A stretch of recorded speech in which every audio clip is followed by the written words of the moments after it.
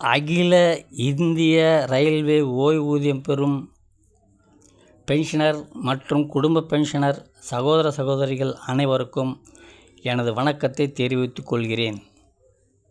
இந்த பதிவில் உங்கள் அனைவரையும் சந்திப்பதில் மிக்க மகிழ்ச்சி. இந்த முக்கிய தகவலை உங்களுக்கு தெரிவிக்க கடமைப்பட்டுள்ளேன். இந்த பதிவில் தெரிவிக்கும் தகவலை கடைசி வரை கேட்டு கவனத்தில் கொண்டு மற்ற அனைத்து பென்ஷன்களுக்கும் சென்று சேர வேண்டிய செய்தி என்பதால் உங்கள் தொடர்பில் இருக்கும் பென்ஷன்களுக்கும் ஃபார்வர்ட் செய்து அனைத்து பென்ஷன்களுக்கும் சேர்க்கும்படி கேட்டுக்கொள்கிறேன்.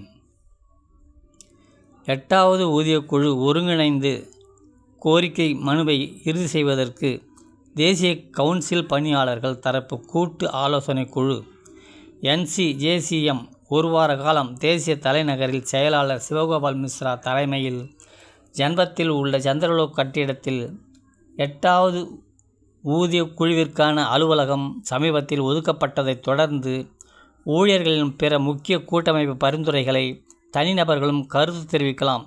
பெயர் மற்ற விவரங்களை வெளியிட மாட்டார்கள். உங்களுடைய சம்பளம், படிகள் மற்றும் சலுகைகள், புதிய அறிவிப்பு, இரகசிய கருத்து கணிப்பு பரிந்துரைகளை சமர்ப்பிக்கவும் ஆவணமாக திரட்டுவதில் வேகமாக செயல்பட்டு வருகின்றன. குடும்ப எண்ணிக்கை 5ஆக சார்ந்திருக்கும் பெற்றோர்களையும் சேர்த்து குடும்பத்தின் ஊட்டச்சத்து மற்றும் அத்தியாவசிய தேவைகளின் அடிப்படையும் குறைந்தபட்ச வாழ்க்கை ஊதியத்தை நிர்ணயிக்கிறது. இதனால் 1 கோடிக்கும் அதிகமான மத்திய அரசு ஊழியர்கள் மற்றும் ஓய்வூதியர்களுக்கும் பலனளிக்கக்கூடியது. மருத்துவம், பயணப்படிகள், CGHS அல்லாத பகுதிகளில் வசிப்பவர்களுக்கு நிலையான மருத்துவப்படி FMA மாதம் ரூபாய் 1000 20,000 உயர்த்துவதற்கும் மற்றும் விடுப்பு பயணச் சலுகை LTC ரொக்கமாக வழங்குவதற்கும் விடுப்பு பணமாக்கல் வரம்பு 300 நாட்களிலிருந்து 400 நாட்களாக உயர்த்துதல், ஓய்வூதிய சீர்திருத்தம், NPS மற்றும் UPS திட்டங்கள் ரத்து செய்து பழைய ஓய்வூதிய திட்டத்தை OPS முழுமையாக மீட்டெடுப்பதற்கும் 8வது ஊதிய குழுவின் குறைந்தபட்ச ஊதியம் நிலை இவற்றை வரைவு குழு இறுதி செய்யப்பட்டவுடன் நீதிபதி ரஞ்சனா பிரகாஷ் தேசாயிடம் சமர்ப்பிக்கப்படும். ஆணையம் தனது இறுதி அறிக்கையை மத்திய அமைச்சரவைக்கு எவ்வளவு விரைவாக சமர்ப்பிக்கிறது என்பதை பொறுத்தே அமையும். மத்திய அரசு ஊழியர்கள் மற்றும் ஓய்வூதியர்களுக்கு 10 வருடத்திற்கு ஒரு முறை சம்பள கமிஷன் குழு சிபாரிசு செய்து கொடுக்கும் அறிக்கை பொறுத்து பணப்பலன் கிடைத்து வருகிறது.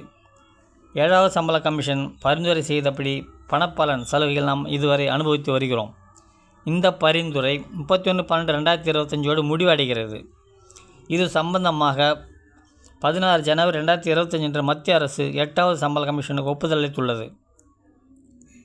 28/10/25 அன்று 8வது சம்பள கமிஷனுக்காக மாண்புமிகு சுப்ரீம் கோர்ட் முன்னாள் நீதிபதி 7வது சம்பள கமிஷனுடன் அனுபவம் உள்ள ரஞ்சனா பிரகாஷ் தேசாய் மற்றும் பெட்ரோலியத்துறை செக்ரட்டரி பங்கஜ் செயின் அடுத்து part time commissioner Bangalore professor Balram Ghosh ஆக 3 பேர் கொண்ட குழு அமைத்திருக்கிறார்கள். சர்வதேச ஓய்வூதிய குழுவின்படியில் உள்ள 47 நாடுகளில் இந்தியா 45வது பின்தங்கியுள்ளது. இந்தியாவில் 60 வயதை கடந்த 14 கோடி பேரில் சுமார் 12% மட்டும்தான் கௌரவமான ஓய்வு பெற்று வருகின்றனர். ரயில்வேயில் 14,80,000 ஊதியர்கள் உள்ளனர். 8வது மத்திய சம்பள குழு கமிஷன் விவாதங்கள் பின்வருவனவற்றை கருத்தில் கொள்ளும். நாட்டின் பொருளாதார நிலைமைகள் மற்றும் நிதி நிர்வாகத்தின் தேவை, வளர்ச்சி செலவுகள் மற்றும் நலத்திட்ட நடவடிக்கைகளுக்கு போதுமான வளங்கள் கிடைப்பதை உறுதி செய்ய வேண்டியது அவசியம்.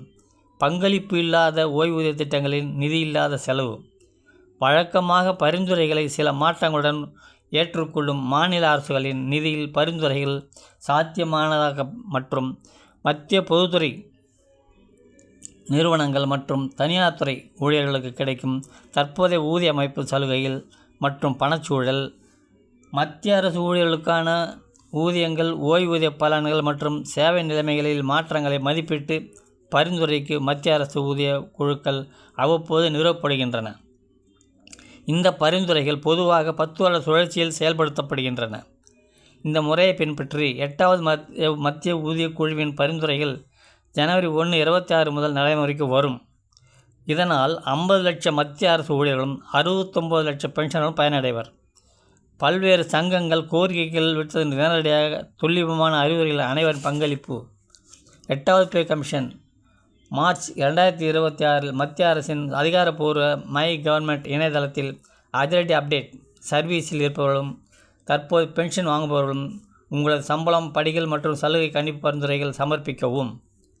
தனிநபர்களும் கருத்து தெரிவிக்கலாம். பெயர் மற்ற விவரங்கள் வெளியிட மாட்டார்கள். கருத்து கணிப்பு நடத்தி கொண்டு இருக்கிறார்கள். ஏப்ரல் 2026 வரை தற்போது 7வது ஊதியக்குழுவில் உள்ள குறைபாடுகள் என்ன? இன்றைய விலைவாசி உயர்வுக்கு ஏற்ப குறைந்தபட்ச சம்பளம் எவ்வளவு இருக்க வேண்டும்? ஃபிட்மெண்ட் ஃபேக்டரை எவ்வளவு உயர்த்தலாம்? ஓய்வூதியர்களுக்கு தேவையான கூடுதல் சலுகைகள் என்ன?